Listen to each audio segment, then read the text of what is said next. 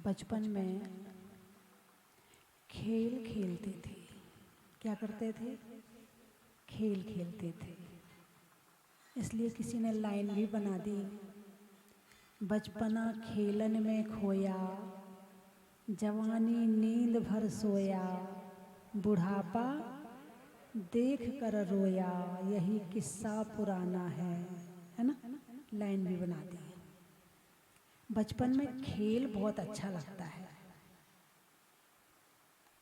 बच्चों से कहो पढ़ लो बेटे, अरे मम्मी थोड़ी देर और खेलने दो। अरे बोलिए ना, बच्चे कहते हैं ना अभी थोड़ी देर और खेलने दो, अब मज़ा आ रहा है। बच्चों को किस में मज़ा आता है? खेल में मज़ा आता है। मनुष्य का बच्चा खेलता है, क्या त्रियंच का बच्चा नहीं खेलता? त्रियंच का बच्चा भी खेलता है। आप बछड़े को देखो कैसे उछल उछल के यहाँ से वहाँ भागेगा, वहाँ से वहाँ भागेगा। जैसे मनुष्य का बच्चा भागता है ऐसे ही त्रियंच का बच्चा भागता है। ऐसे ही आपने कुत्ते के बच्चों को देखा होगा, आपस में कैसे गुत्थम गुत्थी करके खेलते रहते हैं, खेलते रहते हैं। हिरण का बच्चा खेलता है, खरगोश का बच्चा खेलता है, सब बच्चे खेलते हैं, चाहे मनुष्य के हों और चाहे त्रियंच के हो। बचपन में खेल अच्छा लगता है। किसी बड़ी गाय को खेलते हुए नहीं देखा होगा, है ना? किसी बड़ी भैंस को खेलते हुए नहीं देखा होगा। बड़े होने के बाद तो भारी हो जाते हैं, फिर तो हिलना भी मुश्किल हो जाता है। यदि जरा सा दौड़ने के लिए भी कह दिया जाए तो सांस फूलने लगती है। लेकिन बचपन में खाली नहीं बैठा जाता। खाली होगा तो यहाँ से वहाँ दौड़ेगा, वहाँ से वहाँ दौड़ेगा। मम्मी कहेगी बैठ जा चुपचाप, बैठ जा शांति से, वो बिल्कुल नहीं बैठेगा। अब भाई तुम भी तो बचपन में ऐसे ही करते थे। खेलना बहुत अच्छा लगता है, उसका कारण है, रीज़न है कि बचपन में क्यों खेलते हैं, क्यों उछल कूद मचाते हैं, क्यों दौड़ते हैं, क्यों भागते हैं, क्यों मेहनत करते हैं। कोई रिजल्ट नहीं, फिर भी मेहनत कर रहे हैं। अरे जितना बच्चा भाग रहा है इतना आप भागो तो कुछ रिजल्ट भी मिले। 1 किलोमीटर दूर मंदिर है, आपसे कहो पैदल चले जाओ, अरे बोलिए ना, कौन जाएगा? इतनी धूप हो रही है, धूप में मंदिर कौन जाएगा? और वो बच्चा घर में 4 किलोमीटर भाग लेता है, इतने चक्कर लगाता है, इतने चक्कर लगाता है कि वो 4 किलोमीटर भाग लेता है और तुमसे 1 किलोमीटर नहीं चला जाता है। पहले के लोग सिंगल रोटी खाते थे और 10-15 किलोमीटर वैसे ही पैदल चले जाते थे। और आजकल के पिज़्ज़ा, बर्गर, डबल रोटी, और चला भी नहीं जाता इनसे। पहले कम खाते थे फिर भी ज़्यादा काम कर लेते थे, आज कम खाते हैं और ज़्यादा खाते हैं। देखो मैंने नहीं कहा, नहीं तो आप कहोगे माता जी हमारा खाना कहती हैं, मैंने नहीं कहा, है ना? तो खेल इसलिए अच्छा लगता था कि खेलने से, मेहनत करने से शरीर मजबूत होता है। क्या होता है? शरीर मजबूत होता है। जितनी मेहनत करेंगे, जितने दौड़ोगे उतने पैर मजबूत होंगे। जितने हाथों से जोर जोर से कपड़ा निचोड़ोगे, हाथों से कूटोगे, पीसोगे, चक्की चलाओगे, ये हाथ मजबूत होंगे, ये इन कंधों में जंग नहीं लगेगी। जितना आप घर के और काम करेंगे, आपके अभी कहा था ना हमारे नरेंद्र जी ने, क्या कहा था? गल्ला मंडी में बोली लगा लगा के आवाज मजबूत हो गई, यही कहा था ना। अब तुम ना तो भजन गाते हो, ना भक्तांबर पढ़ते हो, ना पूजा पढ़ते हो, ना तुमसे पूजा पढ़ी जाती। पूजा पढ़ने का नंबर आए माइक दे दो। अरे भाई तुम गले से पढ़ के दिखाओ तो सही, तुम्हारा गला मजबूत हो जाएगा। भगवान के भजन दिन में 10-20 तो गा ही लिया करो, 6 ढाला पढ़ लिया करो, मेरी भावना पढ़ लिया करो। तो जिस चीज को मजबूत करना है, उस जिस अंग को मजबूत करना है, उस अंग का उपयोग करना शुरू कर दो। वो भी सदुपयोग, दुरुपयोग नहीं, सदुपयोग। यदि दुरुपयोग करोगे तो वो अंग कमजोर हो जाएगा और सदुपयोग करोगे तो वो अंग मजबूत हो जाएगा। तो बच्चों को खेलना अच्छा लगता है और खेलना भी चाहिए। बच्चे बचपन में दौड़ने का, कूदने का, भागने का, पतंग उड़ाने का, इन खेलों में कोई हिंसा नहीं है। हाँ, देख जहाँ जीव जंतु ना हो इस बात का ध्यान रखना चाहिए। पतंग उड़ा रहे हैं, आकाश में उड़ा रहे, भाई थोड़ा इस बात का ध्यान रखें कि जीव जंतु ना मरे। लेकिन पतंग उड़ाने से आंखें तेज होती हैं, क्योंकि वो आंखें जब एक टक पतंग को देखती हैं, कहीं भी रहे ध्यान कहाँ रहता है, पतंग पे रहता है ना। तो आंखें तेज होती हैं, दौड़ने से पाँव मजबूत होते हैं, और तरह के खेल खेलने से हाथ मजबूत होते हैं, है ना। आजकल के बच्चे भी खेलते हैं या खिलाते हैं? मोबाइल में गेम तुम खेलते हो या किसी और को खिलाते हो? भाई मोबाइल में कौन खेलता है? उसके कैरेक्टर अलग होते हैं ना, उसके जो कैरेक्टर होते हैं वो अलग ही तो होते हैं, तुम थोड़ी होते। तुम तो उन्हें खिला रहे हो, तुम खेल नहीं रहे हो। क्या तुम खेल नहीं रहे हो? तुम उन्हें खिला रहे हो। तुमने बटन दबाई, उसने भागना शुरू कर दिया, तो उसके पैर मजबूत नहीं होंगे और ना आपके पैर मजबूत होंगे। दौड़ने वाला उसमें दौड़ रहा है, वो फिजिकल नहीं दौड़ रहा है। जब तक फिजिकल नहीं करोगे तब तक मजबूती। अब वो क्या करता, अब माँ ने कहा मैं भोजन बना लूं, ले बे तुम मोबाइल चला ले, गेम खेल ले, परेशान कर रहा है, ले मोबाइल ले, चल गेम खेल ले, बैठ के चुपचाप बैठ जा। अब बच्चे को चुपचाप करने के चक्कर में तुमने उसे एक कोने में बिठा दिया, और वो लगा अपना टकर टकर टकर टकर टकर टकर, उसको भी मज़ा आ रहा है। उसका दिमाग तो तेज हो गया मगर शरीर कमजोर हो गया। गेम खेलने से भाई दिमाग को कौन खेल रहा है गेम? दिमाग खिला रहा है, भले खिला रहा है लेकिन दिमाग का यूज तो हो रहा है ना। इसका यूज करने से ये तो तेज हो गया लेकिन शरीर कमजोर हो गया। अब दिमाग तेज हो और शरीर कमजोर हो, उसके जीवन का क्या दुर्गति होगी वो ही जानता है। कि वो चलना चाहता है, चल नहीं पाएगा, वो देखना चाहता है, वो देख नहीं पाएगा, वो सुनना चाहता है, वो सुन नहीं पाएगा। और दिमाग तेज हो गया।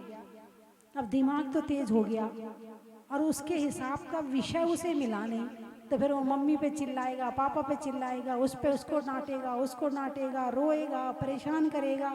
फिर तुम कहोगे माता जी मेरा बेटा तो बहुत होशियार है मगर परेशान बहुत करता है। अब दिमाग तेज हो गया तो काम तो करेगा, तुमसे 10 प्रश्न पूछेगा। मम्मी ये कौन है? बेटा ये माता जी हैं। मम्मी इनके हाथ में ये क्या है? बेटा ये पिच्छी है। मम्मी ये क्यों रखती हैं पिच्छी? चुप हो जा, बहुत प्रश्न पूछता है। जब उत्तर देना नहीं आया तो बच्चों को चुप कर दिया। बेटा पूछ रहा मम्मी ये कौन है? भगवान है। मम्मी ये हाथ क्यों धरे हैं? चुप हो जा, फालतू प्रश्न पूछता है। उसका दिमाग तो तेज कर दिया, तुमने अपना दिमाग तेज नहीं किया। अब तुम्हारे पास में उत्तर नहीं है। और वैसे यदि एक तरफ कोने में बैठ के वो गेम ही खेलता रहेगा ना, उसके शरीर का विकास होने वाला नहीं है। और ये मम्मियाँ खुद ही देती है मोबाइल, ले ले बेटा ले ले, मैं बाद में देख लूँगी, तू खेल ले, पहले गेम खेल ले। तू इतना सुख देना चाहते हैं अपने बच्चों को, इतना सुख देना चाहते हैं कि जो सुख मुझे नहीं मिला ना वो सुख मैं तुझे दूंगी। और हो सकता है उस सुख देने के चक्कर में उसकी जिंदगी और भविष्य और खराब हो जाए।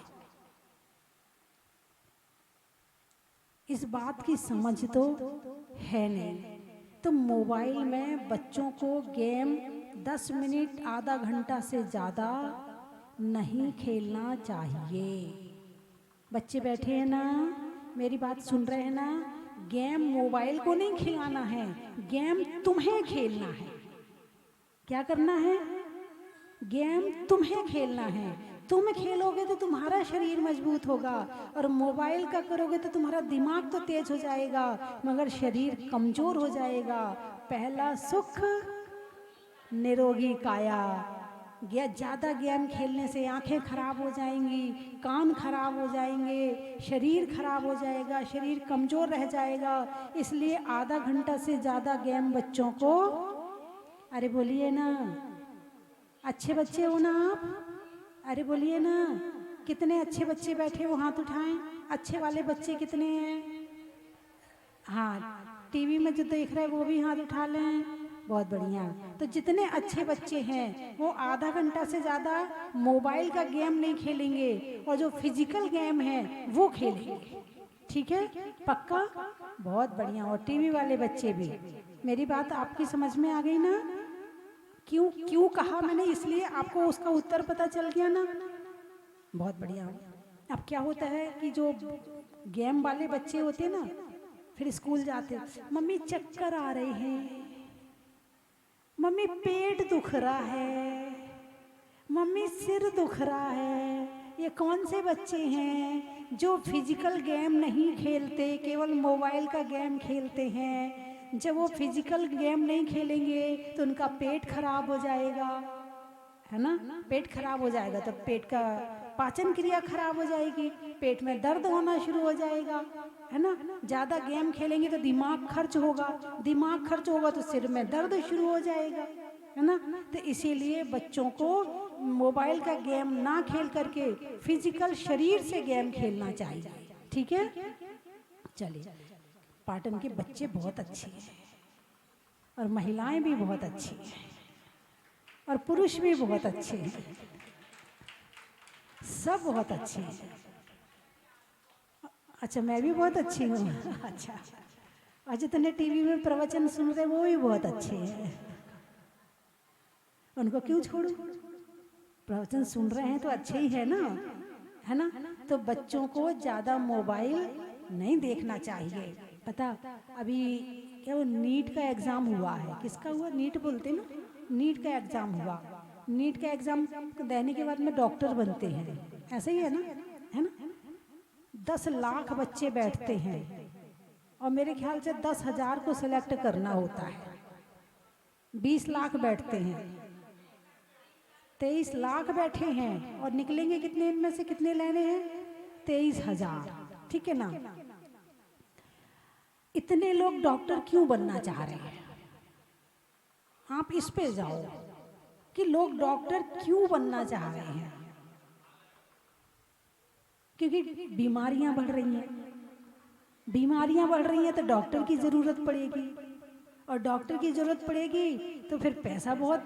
भाई ये मामला ऐसा है यदि किसी के पेट में खूब दर्द हो रहा है, उससे कहे भाई तुझे 10,000 रुपये लगेंगे, तुम 10,000 ले लो मगर मेरा पेट दर्द ठीक कर दो। शरीर एक बहुत बड़ी मजबूरी है और उस मजबूरी का फ़ायदा सारी दुनिया उठा रही है और सबसे ज़्यादा डॉक्टर उठाते हैं। अभी कोरोना में आपने देखा नहीं, वो 200 रुपये का इंजेक्शन 50,000 और 1 लाख का बिक गया, है ना? वो ऑक्सीजन के सिलेंडर कहाँ हजार रुपए के आते हैं, 2-2 लाख के बिक गए। वही मजबूरी है, लेना पड़ेगा, लेंगे, पैसा चाहे कहीं से लाके दो। तो डॉक्टर क्यों बनना चाह रहे हैं? क्योंकि उसमें पैसा अच्छा आ जाएगा। वो तुम्हें ठीक करने को डॉक्टर नहीं बनना चाह रहे हैं। किस लिए बनना चाह रहे हैं? कि उससे पैसा बढ़िया आ जाएगा। कोई और जगह से इतना अच्छा पैसा नहीं मिल सकता है जितना डॉक्टर बनने के बाद मिल सकता है। तो इसीलिए फिर वो, क्योंकि कोई सरकारी रेट तो है नहीं है कि भाई डॉक्टर इतने रुपए ही लेगा, सबके लिए बराबर रेट है। यहाँ तो जिस डॉक्टर ने अपनी जो फीस फिक्स कर दी उसकी वही फाइनल है। उसने कहा 5,000 लेता, भाई 5,000 लेंगे। उसने कहा 2,000 में चेकिंग होती है, वो 2,000 में लेंगे। उसने कहा 1,000 में होती, बोले 1,000 में। 100 में होती, बोले 100 में। कोई सरकारी रेट तो फिक्स है नहीं है, सबकी अपनी अपनी दुकान है और जिसकी चल जाए, है ना, कमर्शियल हो गया। पहले ये सेवा थी, क्या थी? पहले सेवा थी, अभी ये धंधा है।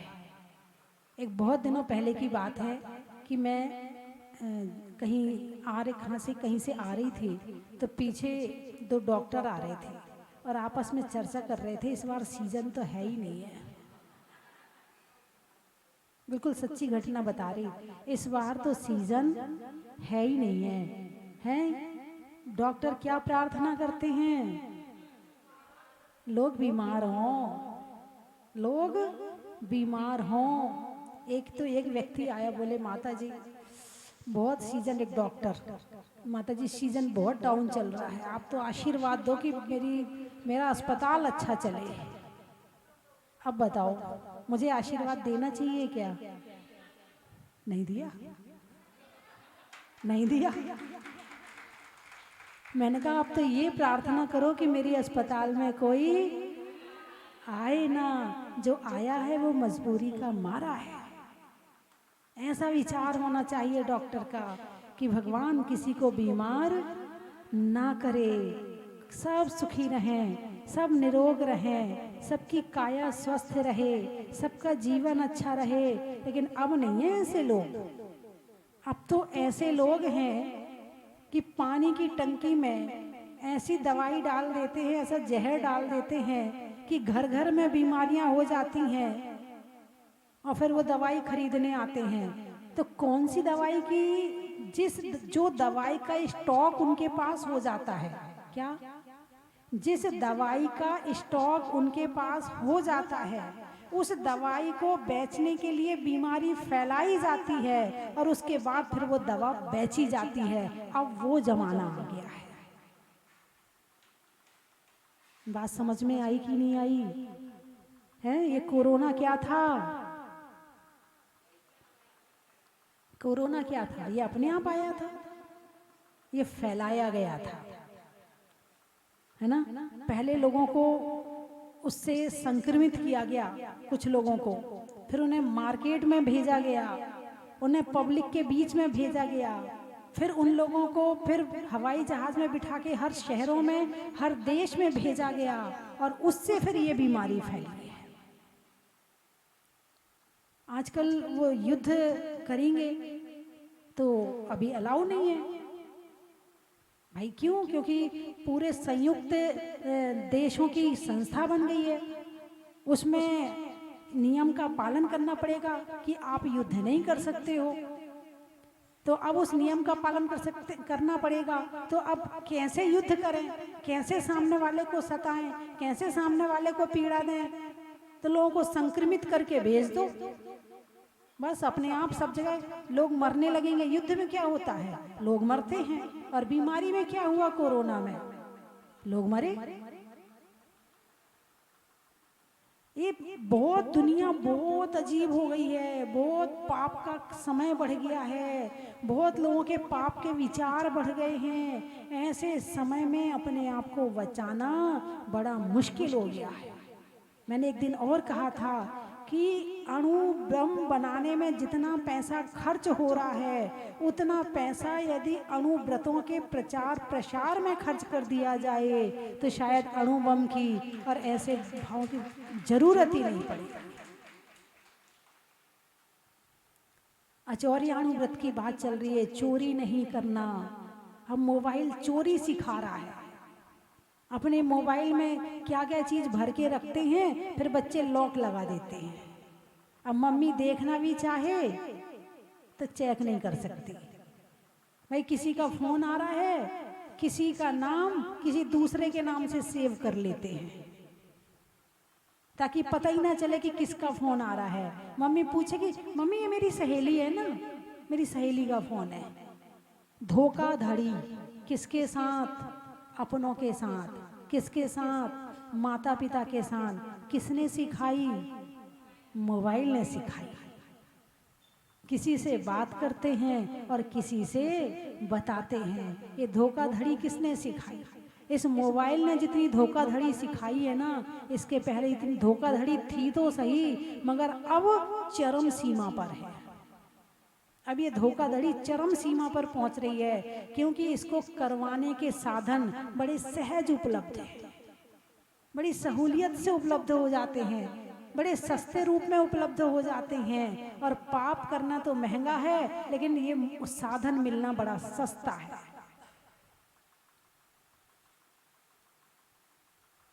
डकैती हो जाती है मोबाइल से, धमकी दे देते हैं। क्या करते हैं? धमकी देते हैं, इतने बजे इतने समय पे इस स्थान पे इतने लाख रुपए रख देना, और नहीं रखे ना तो तेरा बच्चा रोज स्कूल आता है, रोज उसको देख लूंगा मैं। अपने बच्चे को बचाना चाहते हो तो इतने लाख रुपए रख देना, और पुलिस को मत बताना। किससे बात चल रही है? मोबाइल से। ये ही नहीं पता लूटने वाला कौन है।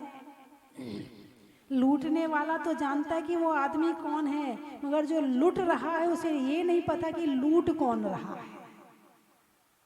डाकू तो पहले भी होते थे, मगर बड़े ईमानदार डाकू होते थे। पहले सूचना भेज देते थे, इस तारीख को आएंगे, और आते थे। और वो डाकू दूसरों की सहायता भी करते थे। ऐसा नहीं है सारे डाकू खराब होते थे, ऐसा नहीं है। दूसरों की सहायता करने वाले डाकू भी होते थे। अब वो चंबल वाले डाकू तो नहीं रहे।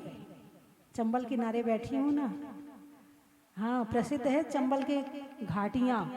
यहाँ है नहीं है चंबल की घाटियाँ, यहाँ नहीं है। चंबल की घाटियाँ भिंड मुरैना के पास में। कोई एक बार घुस जाए उन घाटियों में निकल नहीं पाएगा, ऐसा रास्ता है चंबल की घाटी। इतने टीले इतने टीले इतने टीले कि टीले ही टीले। तुम जरा अंदर घुस जाओ तो कौन से टीले से घुसे थे यही नहीं पता चलेगा। अब वहां डाकू नहीं रहे, पहले रहते थे। लेकिन अब डाकू सामने भी आ जाए तो तुम पहचान नहीं पाओगे कि डाकू ये ही है। वो तुमसे हाथ मिला के कहे, भाई साहब नमस्ते, हेलो, तुम पहचान नहीं पाओगे। अब तो मोबाइल वाले डाकू हो गए हैं। तो मोबाइल ने क्या किया है? लोगों को डाकू भी चोर बना दिया, डाकू बना दिया, झूठा बना दिया, कुशील बना दिया, और परिग्रह तो वो है ही है। तो अचौरियाणु व्रत, चोरी नहीं करना। क्या नहीं करना? चोरी नहीं करना, बिना पूछे दूसरों की। मैंने एक दिन और कहा था, दूसरों की वस्तु नहीं लेना, पूछ करके लेना। अब यदि मान लो आप अपने घर में रहते हो तो आपको अपने घर की वस्तु तो लेनी पड़ेगी ना। अब आप मंदिर आ रहे हो तो चावल लेके आओगे, तब किसी से पूछोगे थोड़ी कि हम चावल ले जाएं क्या। भाई तुम्हारा घर है, तुम्हारा परिवार है, उस पर तुम्हारी मालकियत है, तो तुम ले जा सकते हो, उसमें पूछने की कोई जरूरत नहीं है। अब पानी पीना है तो दिन भर पूछ पूछ के पानी थोड़ी पियोगे। भाई तुम्हारा घर है, तुम्हारी मटकी है, तुम्हारा ग्लास है, पियो पानी, जिस पर तुम्हारी मालकियत है। लेकिन जिस पर तुम्हारी मालकियत नहीं है उसको बिना पूछे नहीं लेना। गिरी पड़ी मिली वस्तु भी नहीं लेना। ये भी कहा इसमें कि गिरी हुई वस्तु भी नहीं लेना। इतना संतोष आपको रखना पड़ेगा। एक राका बांका नाम के लकड़हारे थे, लकड़ियां काट कर ला रहे थे। बड़े आध्यात्मिक थे, बहुत धर्मात्मा थे, बहुत संतोषी प्राणी थे लकड़हारे, मगर धर्मात्मा थे, आत्मा से धर्मात्मा थे। अब रास्ते में बांका ने देखा कि चांदी की पायल किसी की गिरी हुई पड़ी है, तो उसने फटाफट उस पर धूल डाली, मेरी पत्नी आ ना जाए, वो देख ना ले, कहीं उसके भाव बिगड़ गए तो। इतने में वो आई पीछे से, उसने नजर डाल के देख लिया कि ये क्या कर रहा है। उसने क्या कहा? बोले धूल पर धूल क्यों डालते हो। वो उससे ज्यादा आगे थी। क्या कहा? धूल पर धूल क्यों डालते हो।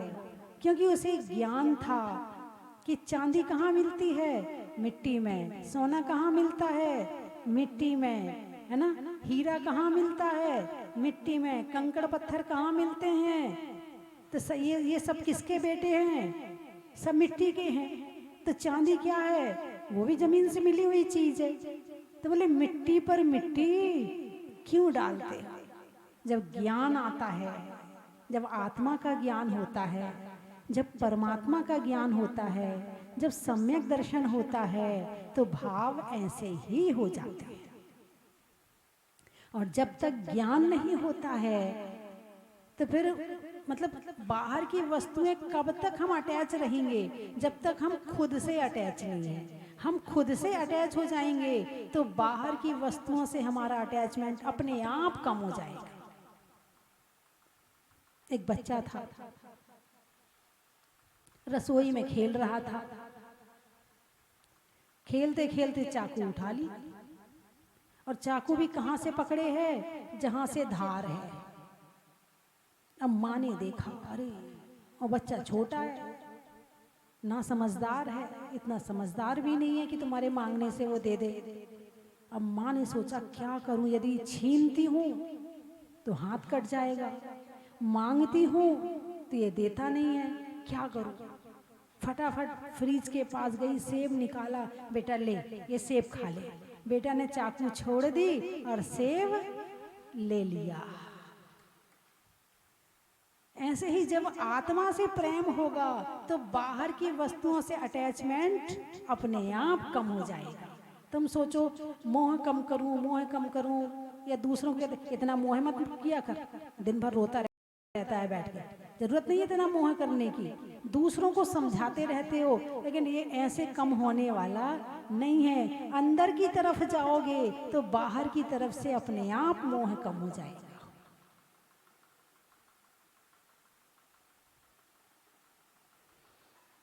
तो अचौरियाणु व्रत में है कि चोरी नहीं करना, मिलावट नहीं करना, प्रतिरूपक व्यवहारा।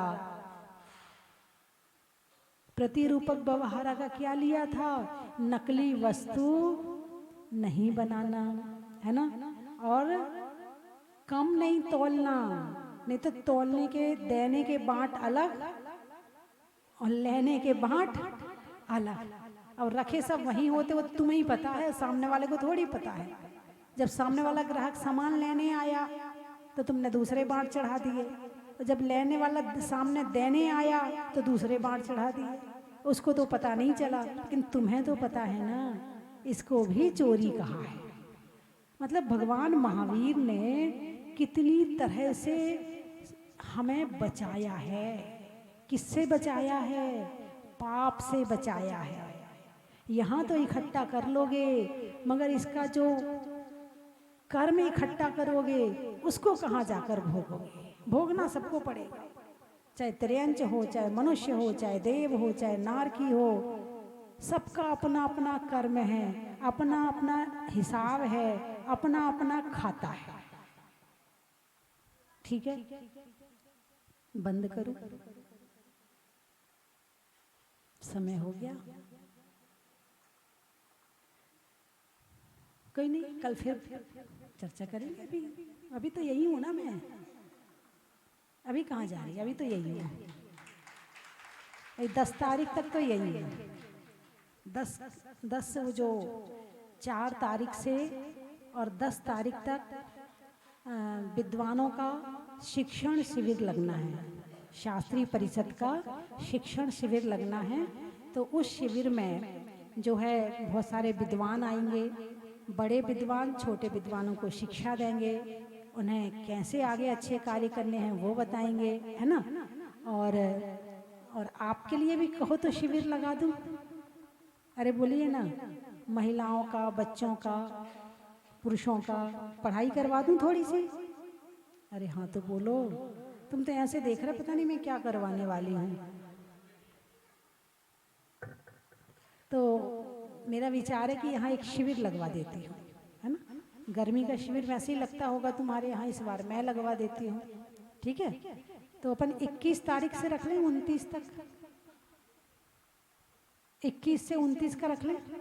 तब तक ये जो बाहर की शादियां वादियां हैं वो भी निपट जाएंगी, लोगों का आना जाना है वो भी निपट जाएगा, बच्चों की छुट्टियां भी जो जिनकी नहीं लगी हैं उनकी भी हो जाएंगी, है ना। तो 21 से 29 तक का अपन शिविर रख लेते हैं। ठीक है। और कोई बाहर से आके इस शिविर में रहना चाहे तो वो भी आ सकता है, क्योंकि रहने की व्यवस्था यहाँ पर है ना। बच्चे भाग गए।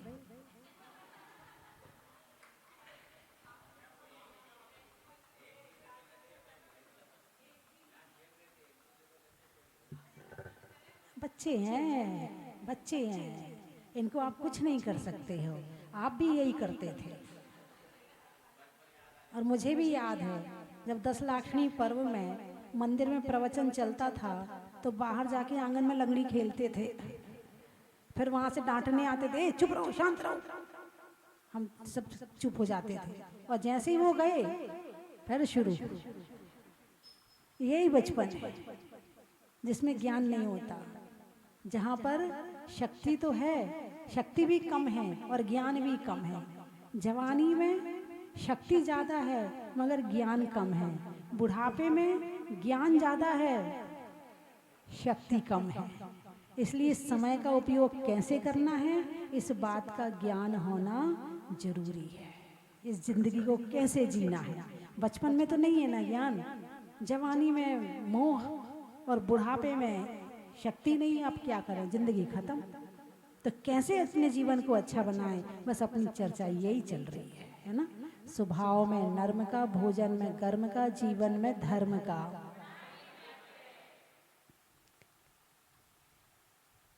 मन को मोड़ने का, पर्वत को तोड़ने का, और मोबाइल को छोड़ने का। अरे नहीं है ना, बोलो, छोड़ने वाले थोड़ी हो। शरीर में दिल का, घूमने के लिए हिल का, और कम देखने में मोबाइल का।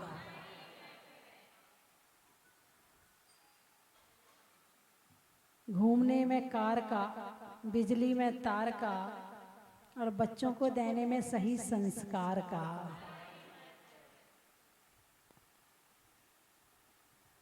सलाइयों में सूजा का, मिठाइयों में गूजा का, भगवान की पूजा का। हिंदी में मात्रा का, स्कूल में छात्रा का, और करने में तीर्थ यात्रा का। होने में दिन का, महिलाओं में पिन का, और आने वालों में कापरिन का। साड़ियों में साटन का, खिड़की पर कॉटन का, और आने वालों में केशवराय पाटन का। चलने में पाथ का, मित्रों में साथ का, और तीर्थंकरों में मुनि सुब्रत नाथ का। कोटा वाले आए हैं, चलिए पहचानने लगे। अब वही मैं देखना चाह रही थी। सावन की घटा का, रसोई में पटाखा, और आने वालों में कोटा का। बोले 24 भगवान की। के सभी लोगों को देखा और कहां से शुरू किया जाए, ऐसा माता जी के मन में भाव था। इसलिए उस शिक्षण शिविर का आयोजन माता जी के बहुत दिन से मन में विचार चल रहा था कि यहाँ के बच्चों को और यहाँ के लोगों को कैसे जोड़ा जाए। तो यहाँ की महिलाएं कहती कि हमें कुछ आता नहीं है, इसलिए माता जी ने वहीं से प्रारंभ, कैसे पूजन करना है और कैसे पहली भाग से लेकर के बच्चों को कैसे संस्कारित किया जाए, उसके लिए शिक्षण शिविर का आयोजन पूरे विधि पूर्वक, जैसे क्लासें चलती है माता जी के सानिध्य में, और बाहर से भी विद्वान उसमें पढ़ाने के लिए आएंगे।